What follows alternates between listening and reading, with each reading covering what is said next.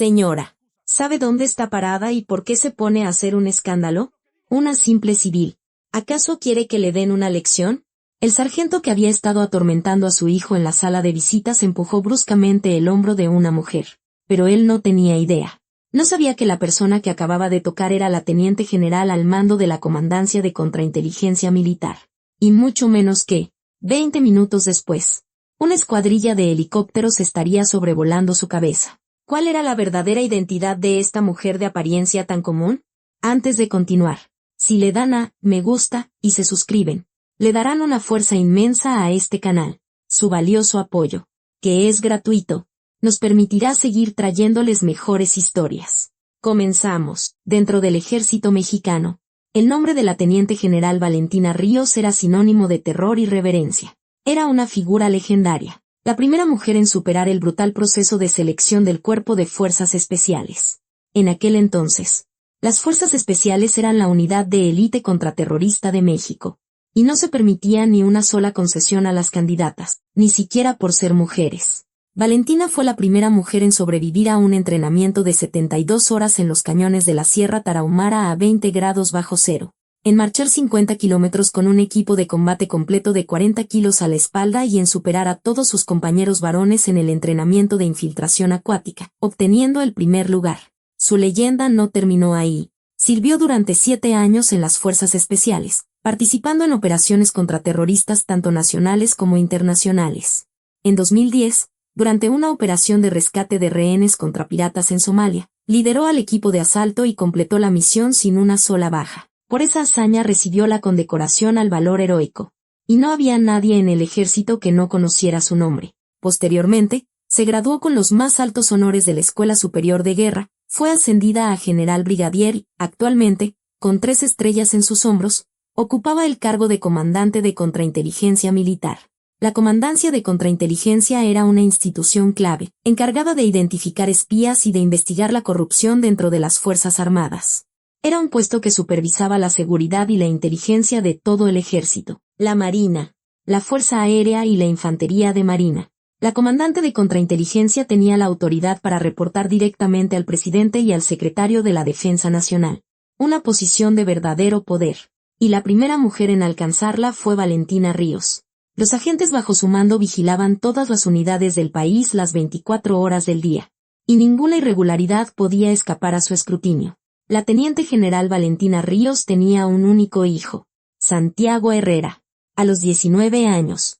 Con la determinación de no manchar el honor de su madre, Santiago pospuso su ingreso a la universidad y se alistó como voluntario en el ejército. Y no solo eso, sino que eligió servir en la compañía de reconocimiento de la 7ª División de Infantería, apodada Los Halcones de la Sierra, en la remota y escarpada Sierra de Chihuahua.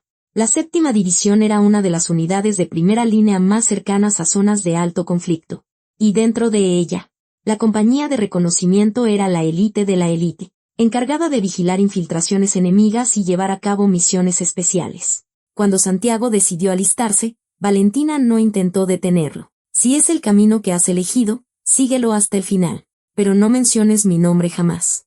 Tú eres solo Santiago Herrera, no el hijo de la comandante de contrainteligencia. Vive como un soldado más de México, le dijo con frialdad, dándole una palmada en el hombro. Santiago asintió. Quería crecer por sus propios méritos, no a la sombra de su madre. Durante los 6 meses posteriores a su alistamiento, Valentina no visitó a su hijo ni una sola vez. A diferencia de otros padres que acudían a las visitas cada fin de semana, ella mantuvo una estricta distancia. Deseaba que su hijo se convirtiera en un soldado independiente y sabía que su poder podría ser perjudicial para él. En cambio, confirmaba su bienestar con una breve llamada telefónica una vez al mes. ¿Estás bien? Sí, mamá. Sé que es duro. Cuídate mucho y cumple con tu deber. Sí. La llamada nunca duraba más de 30 segundos. Sin embargo, últimamente, el instinto de Valentina comenzó a advertirle que algo andaba mal.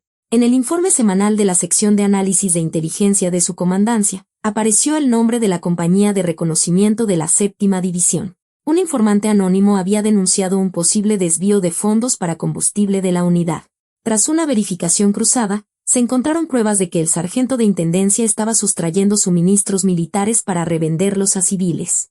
Además, Se recibieron varias declaraciones que acusaban al sargento de extorsionar a los soldados y de someterlos a tratos crueles. Mientras leía el informe, Valentina sintió una fría ira crecer en su interior. Había dos cosas que odiaba por encima de todo: los espías que traicionaban a la nación y los mandos corruptos que explotaban a sus subordinados. Los soldados existen para proteger al país y a su gente, y no podía perdonar a quienes los maltrataban, especialmente si se trataba de la unidad donde servía su propio hijo. Valentina ordenó de inmediato una investigación secreta al equipo de contrainteligencia. Vigilen de cerca a la compañía de reconocimiento de la 7ª División, pero bajo ninguna circunstancia revelen que mi hijo está allí. Investiguen con total objetividad y repórtenme de inmediato en cuanto tengan pruebas. El equipo de investigación asintió. Entendido, mi general. Un viernes por la noche, recibió una llamada de Santiago. Era más temprano de lo habitual.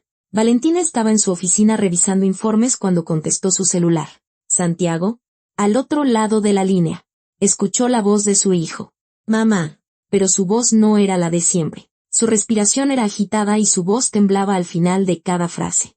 ¿Estás bien?, preguntó Valentina. Sí, estoy bien, Santiago respondió, pero su voz delataba un profundo dolor. ¿Estás seguro de que estás bien físicamente?, insistió Valentina. Hubo un silencio. 3 segundos. 5. Y luego 10. Santiago no respondió. Santiago. El tono de Valentina se volvió más grave. Mamá, estoy bien. Es solo que el entrenamiento ha sido un poco duro. Estaré mejor después de descansar el fin de semana. No es por el entrenamiento, ¿verdad?, preguntó Valentina con agudeza. No. La respuesta de Santiago era una mentira. Valentina lo sabía. Como no iba a reconocer el temblor en la voz de su hijo, al que había criado durante 20 años. Como no iba a sentir su miedo. ¿Quién te ha puesto una mano encima?, ante la pregunta de Valentina. Santiago lo negó apresuradamente. Nadie. Mamá, no ha pasado nada. Soy yo, que no tengo suficiente condición física y me está costando adaptarme. Santiago, no le mientas a tu madre. La voz de Valentina temblaba. No de ira, sino de angustia. No quiero ser una carga para usted. Quiero hacer mi servicio militar como Santiago Herrera. No como el hijo de la comandante. Solo como un soldado raso. Se lo ruego. Mamá, por favor, actúe como si no pasara nada. La llamada se cortó. Valentina permaneció de pie, con el celular en la mano, por un largo rato. En su mente, se dibujaban innumerables escenarios. Cuando estaba en las fuerzas especiales, antes de cada misión de rescate de rehenes, siempre imaginaba el peor de los casos y preparaba un plan de contingencia. Ahora era igual. La voz temblorosa de su hijo, su respiración agitada y su silencio. Todo era una advertencia. Valentina llamó de inmediato al jefe de la División de Investigación de Contrainteligencia. Informe sobre el progreso de la investigación en la compañía de reconocimiento de la 7ª División. Mi general, en este momento, las sospechas sobre la corrupción del sargento de intendencia Braulio Camacho son casi una certeza. Ha malversado fondos de la unidad para uso personal. Para encubrirlo, hay indicios de que extorsionó a los soldados. También hemos obtenido testimonios de que utilizó a algunos soldados de mayor rango para cometer abusos contra los de nuevo ingreso. ¿La lista de víctimas?, preguntó Valentina. Actualmente, hemos confirmado 5 víctimas. Entre ellas, el jefe de investigación dudó un momento. Hable. Entre ellas se encuentra el soldado Santiago Herrera. Valentina apretó el teléfono con tanta fuerza que la carcasa de plástico crujió. Detalles específicos. El sargento Camacho se enteró de que el soldado Herrera es hijo de la comandante de contrainteligencia y, usando eso como pretexto, le exigió dinero. Como se negó, parece que ordenó al cabo Mateo Ibarra, líder de su escuadra, que lo sometiera a abusos sistemáticos. ¿El método específico? La voz del jefe de investigación bajó de tono. Según los testimonios, lo llamaban todas las noches al cuarto de lavado. Le hacían poner un chaleco antibalas y lo golpeaban en el abdomen. La mirada de Valentina se volvió gélida. En sus días en las fuerzas especiales, siempre suprimía sus emociones al infiltrarse en territorio enemigo. Dejaba a un lado la ira, el miedo y la agitación, y se concentraba únicamente en la misión. Ahora, su rostro mostraba la misma frialdad de entonces. Mañana mismo voy a Chihuahua. Iré sola, sin escolta. Preparen un vehículo civil. Mi general, sí hace eso. Es una orden, dijo Valentina con voz cortante. Sí, entendido. Tras colgar, Valentina miró por la ventana. Las luces nocturnas de la Ciudad de México se extendían deslumbrantes. Pero sus ojos no veían nada. En su mente, solo resonaba la voz temblorosa de su hijo. Apretó el puño. Las uñas se le clavaron en la palma de la mano. Pero no sintió dolor. Recordó las palabras de su instructor cuando fue aceptada en las Fuerzas Especiales 20 años atrás. Un soldado protege dos cosas: su país y a sus compañeros. Debe renunciar a todo lo demás. Ella había vivido creyendo en esas palabras. Pero ahora, sabiendo que su hijo estaba siendo torturado por bestias que se hacían llamar hombres, no podía quedarse de brazos cruzados. Valentina abrió el cajón de su escritorio y sacó una vieja fotografía. Era una foto de grupo de sus tiempos en las Fuerzas Especiales. En ella aparecía una joven con uniforme de combate negro, mirando a la cámara con una expresión impasible. Era ella. En aquel entonces, no le temía a nada en el mundo, ni al enemigo, ni a la muerte, ni al dolor. Estaba segura de que podría superarlo todo. Pero ahora era diferente. Ahora que era madre, tenía algo más que proteger. Era su hijo. Espera, Santiago. Valentina murmuró mientras guardaba la foto en el cajón. Mamá ya va. La base de la Compañía de Reconocimiento de la 7ª División de Infantería, en la Sierra de Chihuahua, estaba situada en un profundo valle montañoso, en una de las zonas más aisladas del estado. En invierno, la temperatura podía descender hasta los 30 grados bajo cero, y en verano, las lluvias torrenciales azotaban la región. Era uno de los lugares más inhóspitos del país. Los soldados que servían aquí se llamaban a sí mismos los centinelas de la frontera, una unidad de élite que era la primera en detectar y responder a cualquier amenaza. Ese era el orgullo de la Compañía de Reconocimiento. Sin embargo, ese orgullo estaba siendo pisoteado por unos cuantos mandos corruptos. El sargento de intendencia, Braulio Camacho, reinaba como el poder de facto en la unidad. Él controlaba todos los suministros y el presupuesto de la compañía, y no dudaba en abusar de su autoridad para su propio beneficio. Desviaba diésel militar para venderlo a gasolineras civiles. Malversaba los alimentos de la unidad para revenderlos a restaurantes en la ciudad más cercana. E incluso se robaba los uniformes de los soldados, conspirando con proveedores para recibir sobornos. Camacho, a sus 41 años, era un veterano con más de 20 años de servicio, pero había fracasado repetidamente en sus intentos de ascenso y estaba destinado a retirarse con el grado de sargento primero. Resentido por su situación, ahogaba sus penas en alcohol y, para complementar sus ingresos, empezó a meter mano en el presupuesto de la unidad. Al principio, fueron solo unos pocos miles de pesos, pero como nadie se dio cuenta, las cantidades fueron aumentando. En el último año, había malversado más de $500,000. El problema era cómo cubría ese agujero. Camacho, al ver que los fondos de la unidad se agotaban, puso su mira en los soldados. Persuadió a los cabos y soldados de mayor rango para que le sacaran dinero a los de nuevo ingreso. Llamen a casa y pidan que les manden algo de dinero. Si no, su vida aquí no va a ser nada fácil. Era una amenaza directa. La mayoría de los soldados, aterrorizados, llamaban a sus padres y pedían que les enviaran 2 o 3 mil pesos. Camacho se quedaba con el dinero y les daba una pequeña parte a los cabos para comprar su silencio. Entre ellos, el más cruel era el cabo Mateo Ibarra. Era el líder de la 2ª escuadra del 3er pelotón y, a sus 23 años, su crueldad no tenía igual. Ibarra ya había tenido problemas con la policía en la preparatoria por acoso escolar, y se había alistado en el ejército por recomendación de un juez. Consideraba el cuartel su reino personal y trataba a los nuevos reclutas como si fueran sus esclavos. Camacho, al percatarse de la naturaleza de Ibarra, lo utilizó a su favor. Ibarra, en tu escuadra hay algunos muchachos de buena familia, ¿verdad?, le preguntó Camacho una noche. Sí, hay un par, mi sargento, respondió Ibarra con una sonrisa servil. Pues sácale algo de dinero. Diles que es para los gastos de la unidad. Unos 5,000 pesos por cabeza. Entendido. Ibarra inclinó la cabeza. Si lo haces bien, te recomendaré para el ascenso a sargento el mes que viene. Los ojos de Ibarra brillaron ante las palabras de Camacho. Gracias, mi sargento. A partir de esa noche, el objetivo de Ibarra fue Santiago Herrera. Ibarra se dio cuenta de que Santiago era reservado y no socializaba mucho con los demás soldados. Además, después de que Camacho le informara que la madre de Santiago era la comandante de contrainteligencia, se volvió aún más audaz. Si es el hijo de la comandante, no le puede faltar dinero. Con una llamada a casa, podría conseguir 20,000 pesos sin problemas. Ibarra murmuró para sí mismo, haciendo cálculos. Santiago regresó al dormitorio justo después del pase de lista nocturno. Tras un día entero de entrenamiento de marcha en la montaña, estaba empapado en sudor y sus piernas temblaban. Se sentó en su litera y empezó a desatarse las botas. En ese momento, Ibarra se le acercó. «Oye, Herrera». «Sí, mi cabo». Santiago se puso de pie y adoptó la posición de firmes. «Ve a llamar a tu casa. ¿Sucede algo? Solo llama a tus padres para saludarlos. Llevas tiempo sin hablar con ellos». «No». Santiago asintió y se dirigió a las cabinas telefónicas. Intentó llamar a su madre, pero solo escuchó el contestador automático que indicaba que estaba ocupada.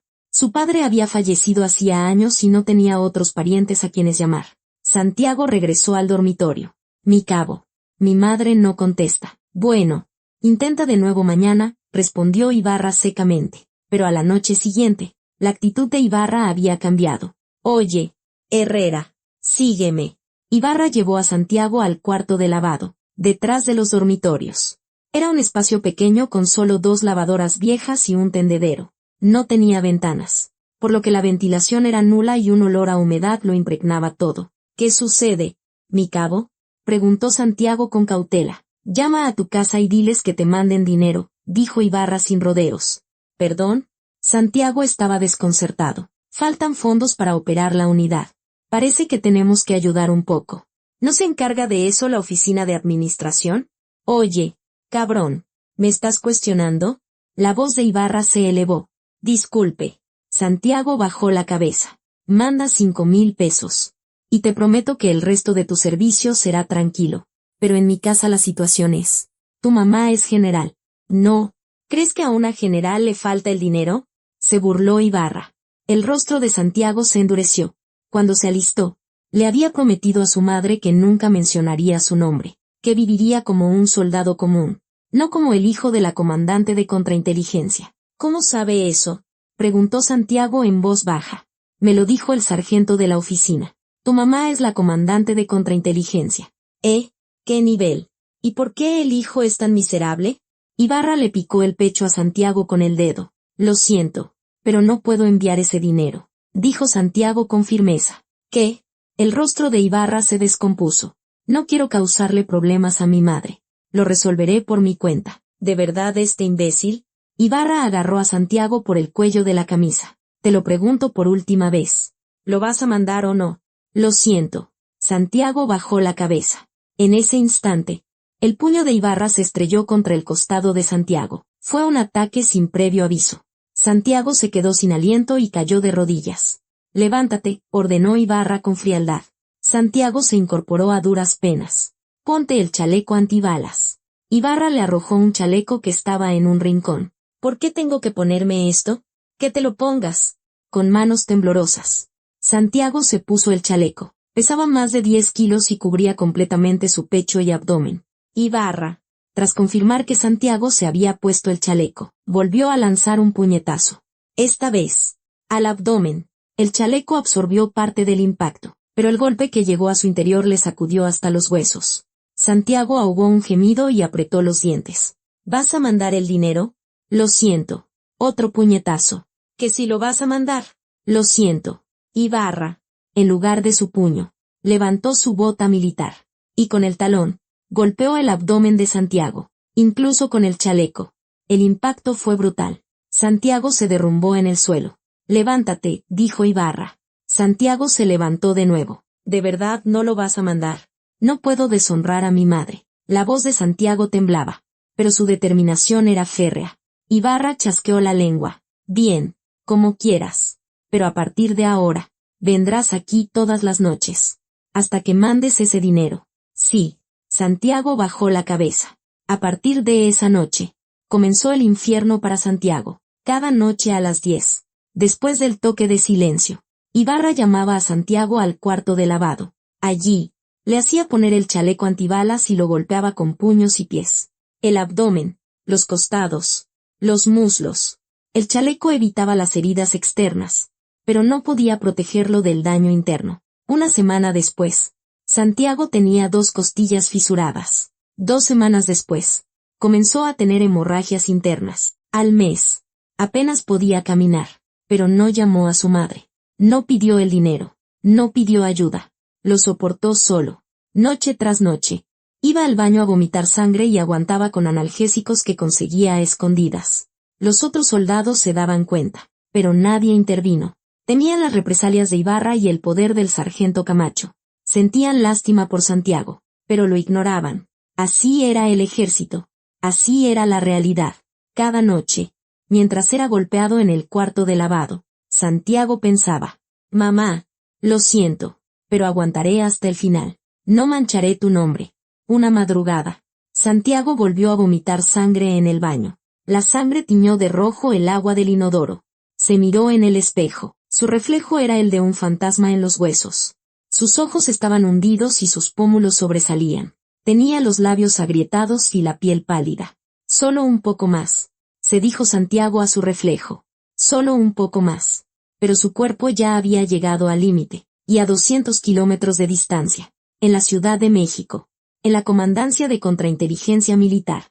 Una madre comenzaba a moverse para salvar a su hijo. Sábado, 7 de la mañana. Valentina Ríos salió de la comandancia de contrainteligencia militar en Lomas de Sotelo. No vestía su uniforme de teniente general con 3 estrellas.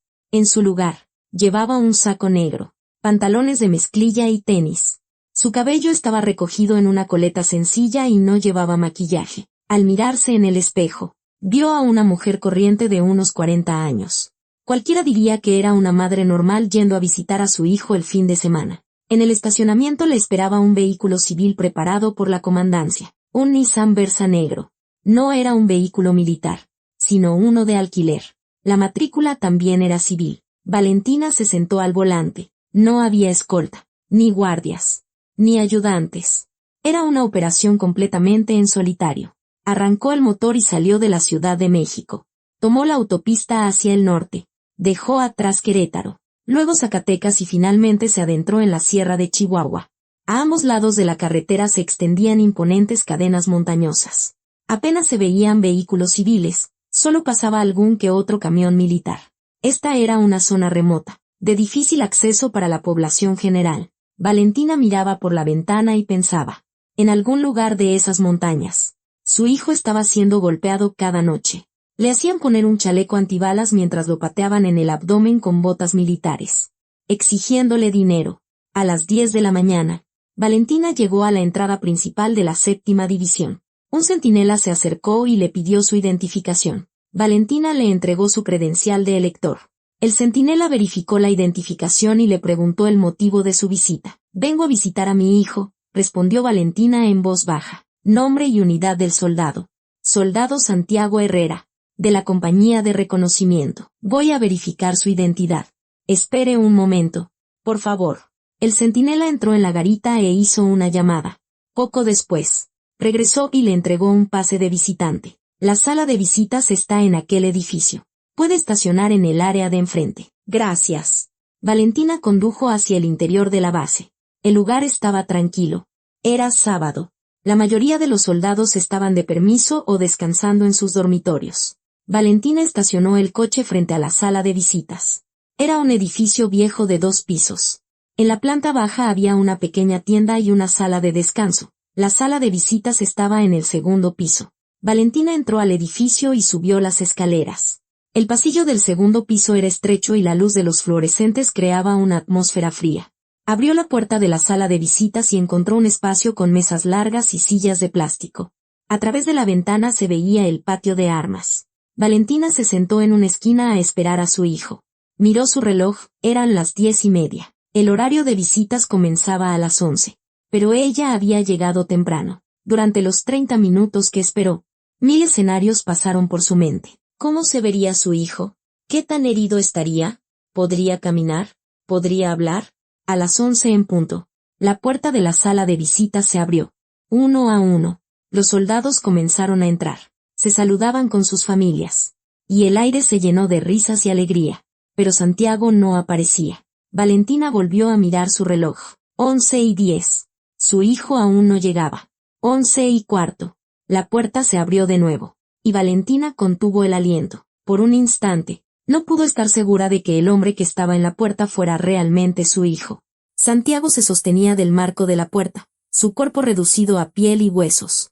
El joven robusto de 75 kilos que era hacía 6 meses ahora no parecía pesar ni 50. Su rostro estaba demacrado, como una calavera, y sus ojos parecían haber perdido el foco. El uniforme militar le quedaba holgado y caminaba con la lentitud de un anciano. Valentina hizo un movimiento para levantarse, pero se contuvo.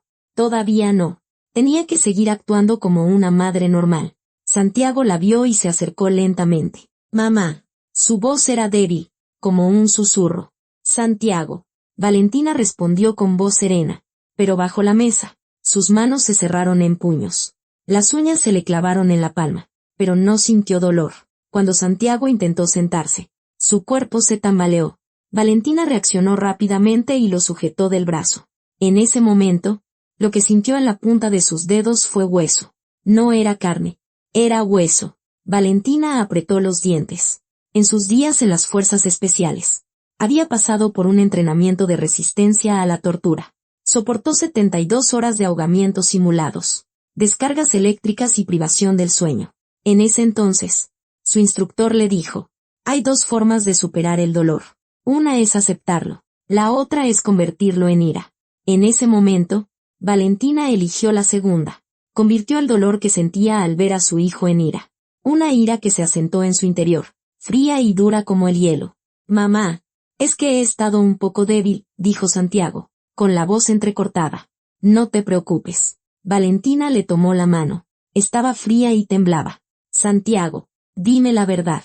¿Quién te ha puesto una mano encima?» Santiago negó con la cabeza. «Nadie lo ha hecho. Es solo que no aguanto el ritmo del entrenamiento». «No mientas». La voz de Valentina se volvió grave. «Mamá, por favor, no haga nada. Puedo soportarlo. Solo un poco más». «¿Cuánto más vas a soportar?», preguntó Valentina. «Hasta que termine mi servicio». La voz de Santiago temblaba. En ese momento, la puerta de la sala se abrió de golpe. El cabo Mateo Ibarra entró mascando chicle. Vio a Santiago y se acercó con una sonrisa burlona. Los otros soldados, al ver a Ibarra, bajaron la cabeza y evitaron su mirada. Todos sabían lo temible que era. Ibarra se paró detrás de Santiago y le agarró de la nuca. «Oye, Herrera, ¿qué haces aquí sentado?». El cuerpo de Santiago se tensó. Valentina levantó la vista hacia Ibarra. Era un joven de unos 23 años. En su hombro llevaba la insignia de cabo. Su mirada estaba llena de arrogancia. «¿Usted es la mamá de Herrera, señora?», preguntó Ibarra mientras mascaba chicle. Su tono era insolente, una mezcla de respeto formal y desprecio. Valentina no respondió. Miró la mano de Ibarra, la mano que sujetaba la nuca de su hijo. Los nudillos eran gruesos. Era la mano de alguien que golpeaba cosas con frecuencia. «Le hice una pregunta y no responde», se burló Ibarra. «Quita tu mano», dijo Valentina en voz baja. Su voz era grave, pero contenía una amenaza mortal. «¿Qué?». Ibarra entrecerró los ojos. «Dije que quites tu mano de mi hijo», repitió Valentina, esta vez con más claridad. «Señora, ¿sabe dónde está? Esto es el ejército. Un civil no puede hablarle así a un militar». Ibarra apretó con más fuerza la nuca de Santiago. Santiago ahogó un gemido. En ese instante, la mirada de Valentina cambió. La mirada de una madre corriente desapareció, y en su lugar apareció la mirada implacable de la guerrera que fue en las fuerzas especiales. 20 años atrás. Había mirado a los piratas somalíes con esa misma mirada al abordar su barco. Era la mirada del campo de batalla, donde solo existen 2 opciones, matar o morir. «Te lo digo por última vez. Quita tu mano». La voz de Valentina ya no tenía rastro de emoción. Ibarra sintió que algo no estaba bien. La mirada de esa mujer no era normal, pero ignoró su inquietud.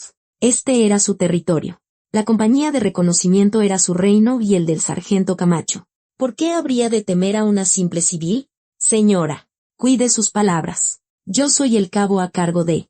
En ese momento, la puerta de la sala se abrió de nuevo. El sargento Braulio Camacho entró, con más de 40 años. Tenía una barriga prominente y su rostro estaba enrojecido por el alcohol. En sus hombros llevaba la insignia de sargento primero. «¿Qué pasa aquí?», preguntó Camacho. «Mi sargento. Esta señora me está faltando al respeto», se quejó Ibarra. Camacho miró a Valentina, y se rió. «Señora, ¿Sabe dónde está parada para hablarle así a un militar?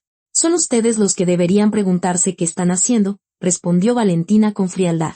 No toquen a mi hijo. ¿Su hijo? Ah, así que usted es la mamá de Herrera. Camacho asintió. Ya veo. La mamá de nuestro Santiago. Oiga, señora, ¿no sabe que su hijo la está pasando mal en el ejército? ¿No cree que debería ayudar un poco? ¿Ayudar? ¿A qué se refiere? Pues, no sé, mandarle algo de dinero y esas cosas. Los padres de los demás se preocupan por ellos. Pero a Santiago parece que nadie lo apoya. Camacho dio un paso hacia Valentina. Valentina lo entendió todo.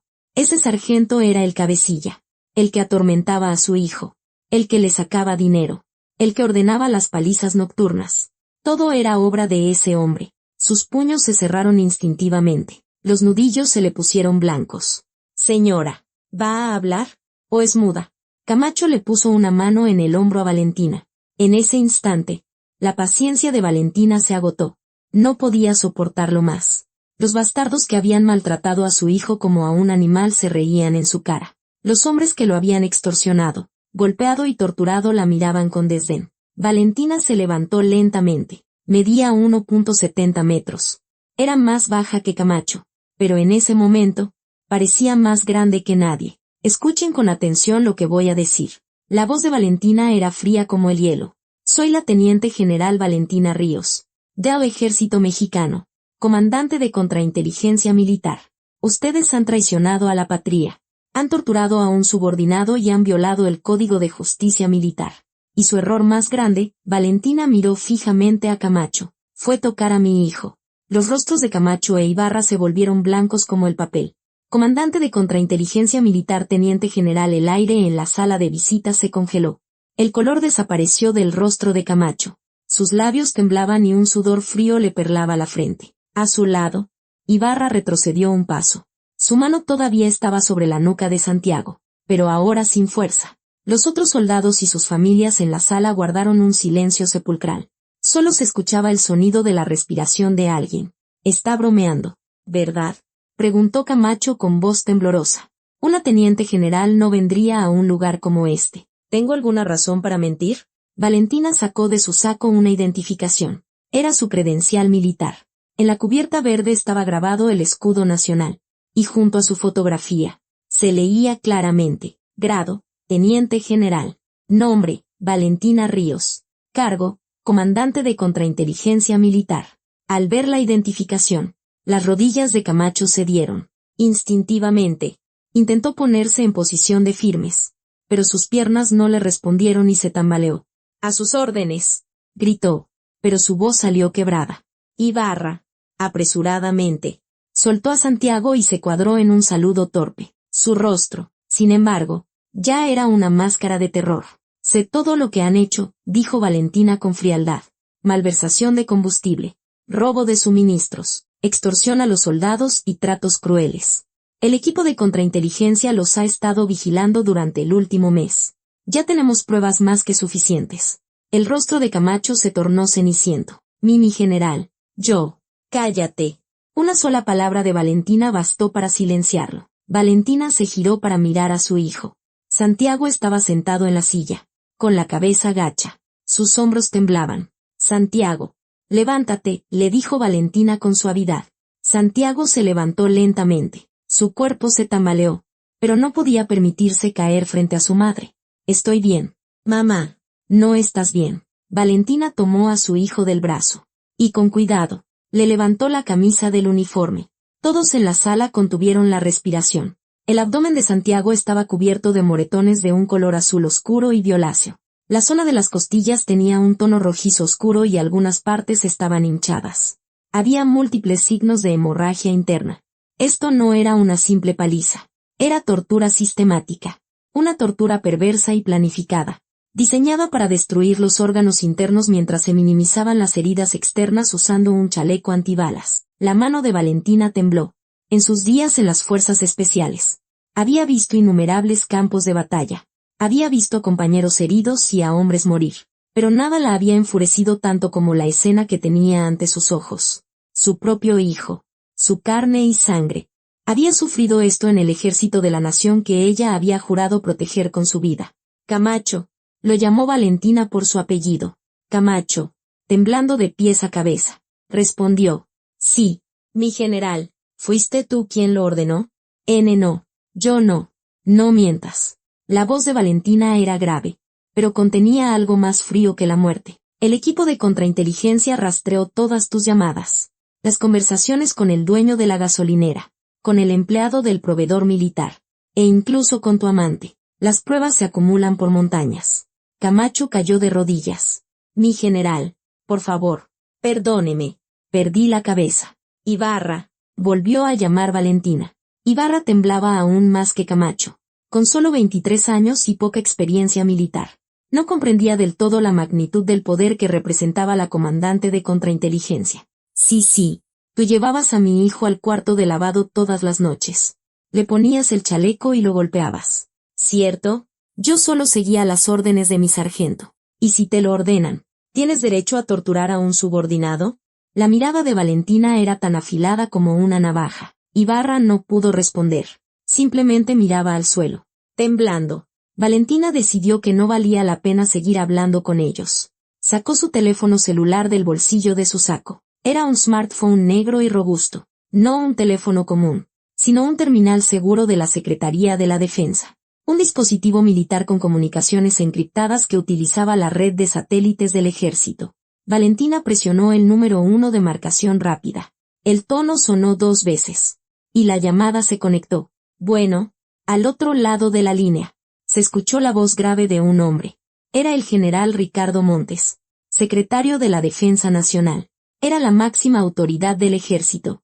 Un general de división con 4 estrellas, un rango por encima de Valentina. Señor secretario, habla Valentina Ríos. La voz de Valentina era tranquila, pero cargada de una firme determinación. Ah, general Ríos, ¿qué sucede? La voz del general Montes sonaba relajada. Era sábado por la mañana. Probablemente estaría en el campo de golf. Estoy en la sala de visitas de la compañía de reconocimiento de la 7ª División. En Chihuahua. ¿La 7ª División? ¿Qué hace usted allí? Mi hijo está sirviendo aquí. Y en este momento, estoy viendo las marcas de tortura en su cuerpo. El otro lado de la línea quedó en silencio. El general Montes conocía a Valentina desde hacía más de 20 años. La había observado desde sus días en las fuerzas especiales y conocía su carácter mejor que nadie. Valentina no era una persona que exagerara. Si ella decía, tortura, es que realmente era tortura. Explíqueme la situación en detalle. La voz de Montes se tornó seria. El sargento de intendencia Braulio Camacho ha malversado más de $500,000 de pesos del presupuesto de la unidad. Para encubrirlo, extorsionó a los soldados y ordenó a un cabo que sometiera a tratos crueles a quienes se negaban. El método específico era llevarlos al cuarto de lavado cada noche, hacerles poner un chaleco antibalas y golpearlos en el abdomen con puños y botas militares. Una tortura sistemática destinada a causar daño interno. ¿Las víctimas? Hasta ahora, hemos confirmado 5. La víctima más grave es mi hijo, el soldado Santiago Herrera. Fractura de costillas, hemorragia interna y un severo estado de desnutrición. Valentina informó de los hechos con calma, pero la mano con la que sostenía el teléfono se había puesto blanca por la presión. ¿El equipo de contrainteligencia ya ha asegurado las pruebas? Sí. Registros de llamadas, transacciones financieras, testimonios de las víctimas. Todo está asegurado. El general Montes suspiró profundamente. General Ríos, dígame qué necesita. Necesito que envíe a la Policía Ministerial Militar en helicóptero en los próximos 20 minutos. Acordonaremos toda la base de la compañía de reconocimiento y arrestaremos en flagrancia al sargento Camacho y al cabo Ibarra. Además, solicito la destitución del comandante del batallón, del comandante del regimiento y del comandante de la división por negligencia en este asunto. ¿Incluso al comandante de la división? Sí. El comandante de división debe asumir su responsabilidad de mando. El general Montes guardó silencio por un momento. Sabía que la petición de Valentina no era excesiva. La corrupción y los abusos internos eran la mayor vergüenza del ejército. Y si la prensa se enteraba de que el hijo de la comandante de contrainteligencia era una víctima, la reputación de todo el ejército se vería manchada. Era mejor actuar con contundencia ahora. De acuerdo. Los helicópteros despegarán en 20 minutos. Yo mismo iré para allá. Gracias. Señor secretario. Valentina colgó. Y miró a Camacho y a Ibarra. Los dos ya se habían desplomado en el suelo. Camacho lloraba, mientras que Ibarra parecía haber perdido el juicio, con una expresión vacía. «Están acabados», dijo Valentina con frialdad, «como soldados y como seres humanos. En 20 minutos llegarán los helicópteros. La policía ministerial militar los arrestará, y serán juzgados en un tribunal militar. Malversación de fondos, extorsión, agresión agravada, tortura de un subordinado. Con todo eso, se pudrirán en una prisión militar por lo menos 10 años». Camacho intentó agarrar los pies de Valentina. «Mi general, por favor, perdóneme una vez, tengo familia». «Mi hijo también tiene familia». Valentina apartó la mano de Camacho con un gesto gélido. «¿Acaso pensaste en eso cuando lo golpeabas? ¿Pensaste en eso cuando le rompías las costillas? No me vengas ahora con tu familia». Valentina ayudó a su hijo a levantarse. «Santiago, aguanta un poco más. Pronto te llevaré al hospital». «Mamá, estoy bien», dijo Santiago, pero su voz era apenas un susurro. «No estás bien. Sé perfectamente en qué estado está tu cuerpo, con costillas rotas y hemorragia interna. Necesitas cirugía de inmediato». Desde fuera de la sala de visitas, se empezó a escuchar un ruido. El estruendo de los rotores de un helicóptero. Al principio era un sonido débil, pero fue creciendo rápidamente. No era uno solo, eran varios. Valentina se acercó a la ventana y miró hacia afuera. Del cielo descendían 3 helicópteros Sub-60 Black Hawk. Eran helicópteros de la Policía Ministerial Militar. Cada uno transportaría a 10 agentes completamente armados. Los helicópteros aterrizaron en medio del patio de armas. El viento de los rotores sacudió las ventanas de la sala de visitas. Las puertas de los helicópteros se abrieron y de ellos saltaron agentes con uniformes de combate negros. En sus pechos se leía en letras blancas, PM, Policía Ministerial. Ya último helicóptero descendió el secretario de la Defensa Nacional, el general Ricardo Montes. Vestía su uniforme de gala y en sus hombros brillaban 4 estrellas. Detrás de él venía el general de brigada Javier Alarcón, comandante de la 7ª División. El rostro del general Alarcón estaba pálido. Acababa de enterarse de lo que había ocurrido en su unidad, y de que la víctima era el hijo de la comandante de contrainteligencia. Valentina sentó a Santiago en una silla y abrió la puerta de la sala de visitas. Bajó las escaleras y se dirigió al patio de armas. El general Montes la vio y la saludó. «A sus órdenes, general Ríos». «A sus órdenes, señor secretario». «Gracias por su rápida respuesta». Valentina respondió al saludo. «¿La víctima?» «En la sala de visitas del 2º piso. Los 2 sospechosos también están en el mismo lugar». El general Montes asintió al comandante de la Policía Ministerial. «Arréstenlos».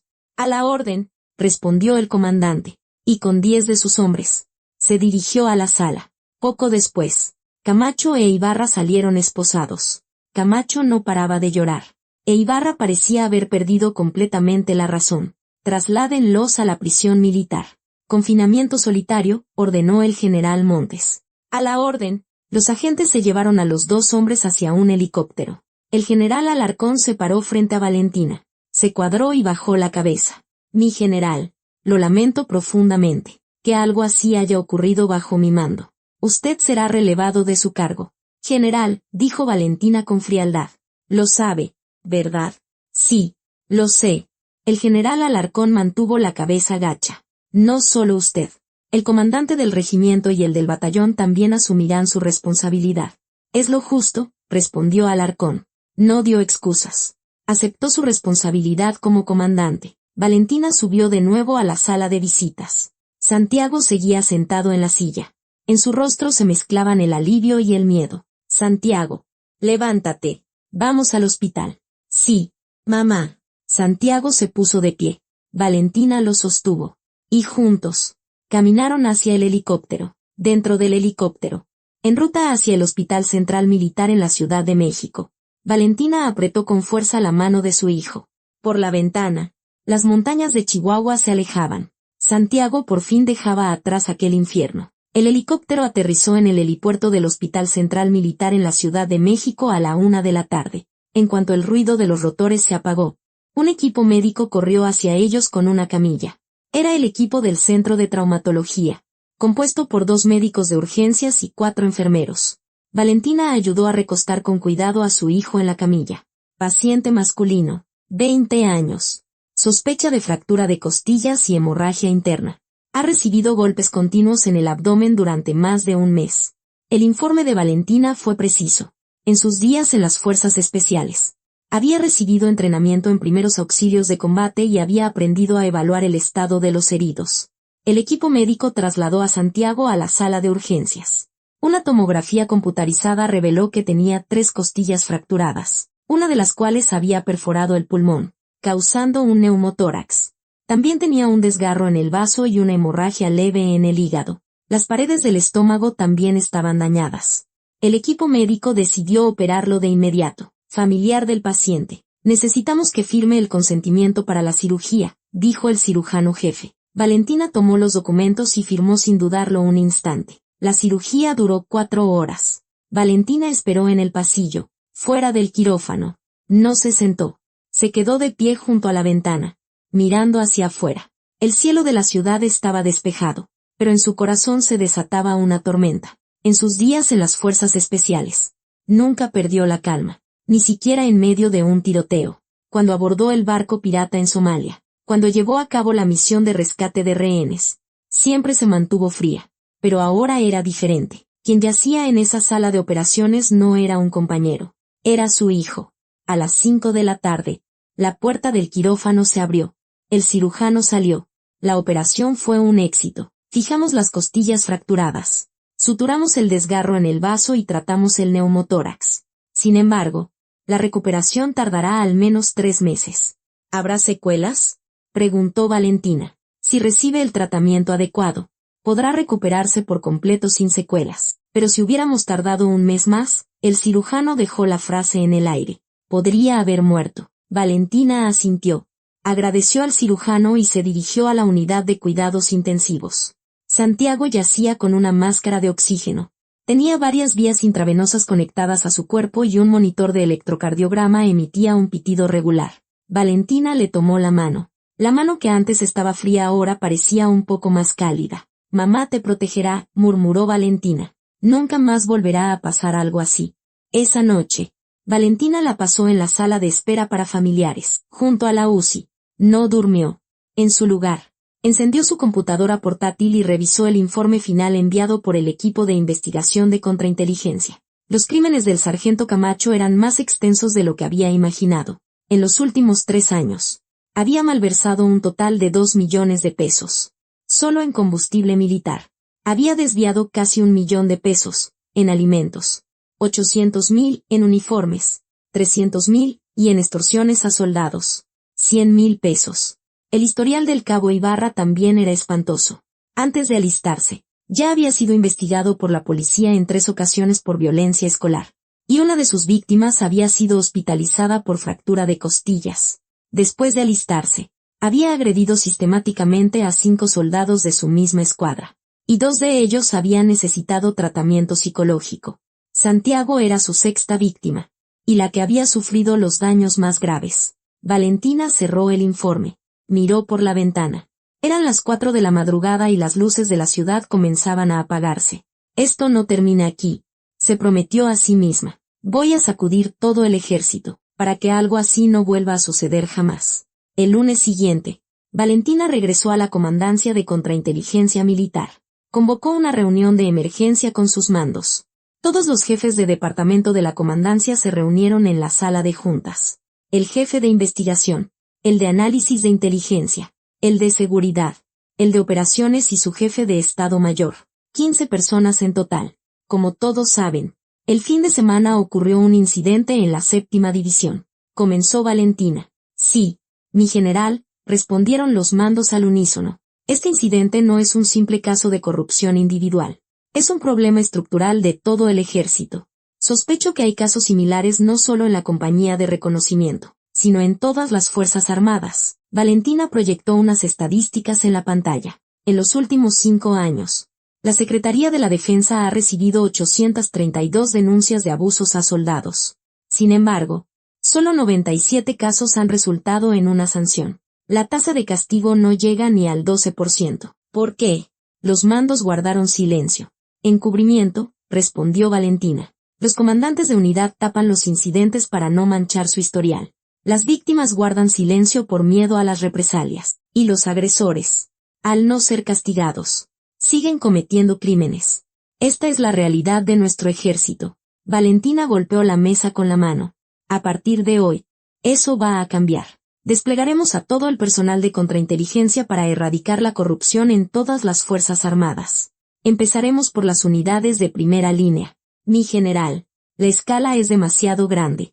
Si abarcamos todo el ejército, podríamos no tener suficiente personal, dijo el jefe de Estado Mayor con cautela. Entonces aumentaremos el personal, respondió Valentina con firmeza. Solicitaré al secretario de la Defensa que aumente el presupuesto y el personal de la comandancia. Además, pediremos la cooperación no solo del ejército, sino también de la Marina, la Fuerza Aérea y la Infantería de Marina. El nombre de esta operación será Operación Purificación, con el objetivo de limpiar nuestras Fuerzas Armadas. Al terminar la reunión, Valentina llamó al secretario de la Defensa. El general Park Hun-jeong en el original, era un graduado de la Academia Militar con 10 años más de experiencia que Valentina. Señor secretario, habla la comandante de contrainteligencia. Ah, general Ríos. Me dijeron que tuvo un fin de semana difícil. ¿Cómo está su hijo? La operación fue un éxito. Gracias. Por cierto, lo que pasó es realmente impactante. Que el hijo de la comandante de contrainteligencia sufra algo así. Por eso lo llamo. Señor secretario. Quiero aprovechar este incidente para erradicar la corrupción en todas las Fuerzas Armadas. Valentina le explicó su plan. El secretario, Park Hun-jeong, guardó silencio por un momento y luego habló. Excelente. Le daré mi apoyo total. Aprobaré todo el personal y el presupuesto que necesite. Solo le pido una cosa. Dígame. Tenga cuidado de que este asunto no se utilice políticamente. Es muy probable que la oposición intente sacar provecho de este escándalo. Por supuesto. No me interesa la política. Solo quiero proteger el honor del ejército. Entendido. Mucha fuerza. General Ríos. Tras colgar, Valentina respiró hondo. Esto era solo el comienzo. Camacho e Ibarra ya habían sido procesados por un tribunal militar. El juicio estaba programado para dentro de un mes. Pero Valentina no pensaba esperar el resultado. Las pruebas eran irrefutables y la culpabilidad era segura. Lo importante era la severidad de la sentencia. Valentina llamó directamente al fiscal general militar. Fiscal general, ¿recibió el expediente del caso de la 7ª división? Sí, mi general, ya lo he revisado. Las pruebas son concluyentes. La culpabilidad es segura. ¿Qué sentencia solicitará? Planeamos pedir 12 años de prisión para Camacho y 8 para Ibarra. Es muy poco, dijo Valentina con firmeza. Esto no fue una simple agresión, fue tortura organizada. Solicite 15 años para Camacho y 10 para Ibarra.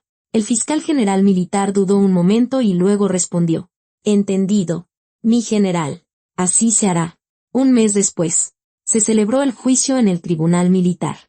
La sala estaba llena de periodistas y miembros de organizaciones civiles. El caso se había convertido en un asunto de interés nacional. La noticia de que el hijo de la comandante de contrainteligencia había sido torturado en el ejército había conmocionado a la sociedad.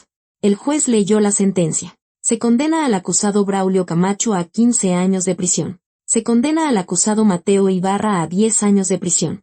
Además, ambos acusados son dados de baja deshonrosa del ejército y se les priva de toda pensión y beneficio militar. Un aplauso estalló en la sala. Camacho e Ibarra, con la cabeza gacha, abandonaron el tribunal. Mientras tanto, en la 7ª división se llevó a cabo una reorganización masiva. El general de brigada Javier Alarcón fue relevado de su cargo y pasó a retiro. Los comandantes del batallón y del regimiento de la compañía de reconocimiento también fueron destituidos. El nuevo comandante de la división era un oficial íntegro, graduado con honores de la Academia Militar, conocido por su honestidad. En su primer día, abrió un canal de denuncias anónimas para toda la división, garantizando la protección de los informantes. Santiago fue dado de alta tras 3 meses de hospitalización. Su cuerpo se había recuperado en gran medida, pero le sería difícil volver a ser el de antes. El médico militar le recomendó la baja por razones médicas. Santiago, tras consultarlo con su madre, decidió aceptar. Mamá, lo siento, por no poder terminar mi servicio. La que lo siente soy yo. Valentina tomó la mano de su hijo. Debí darme cuenta antes. No, yo debí habérselo dicho. No, Santiago, tú no tienes la culpa. La culpa es de esos desgraciados. Valentina abrazó a su hijo.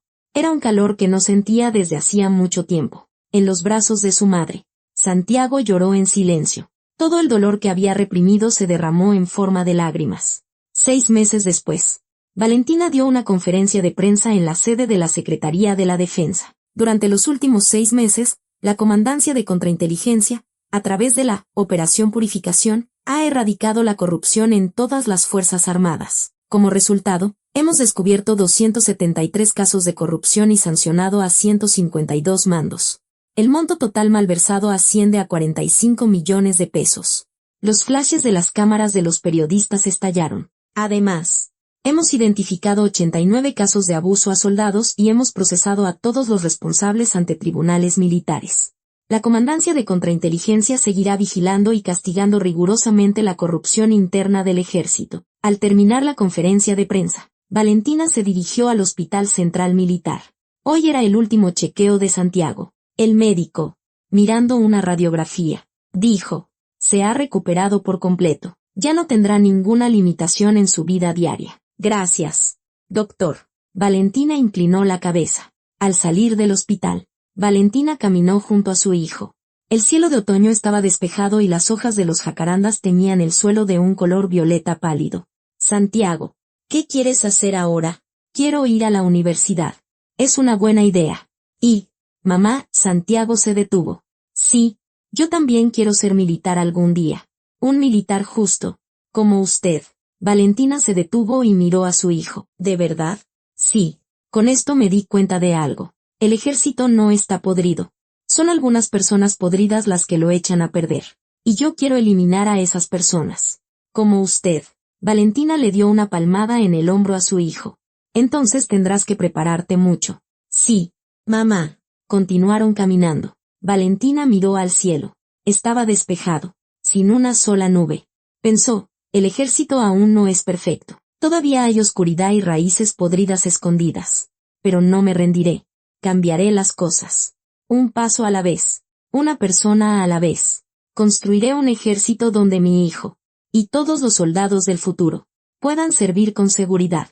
La teniente general Valentina Ríos, como comandante de contrainteligencia militar y como madre de un hijo, seguirá caminando por ese sendero en silencio. El filo de la justicia nunca se desafilará, y la luz que ilumina la oscuridad siempre arderá. ¿Qué les pareció la historia de hoy? La teniente general Valentina Ríos nos muestra que el verdadero poder no reside en oprimir a los débiles, sino en protegerlos.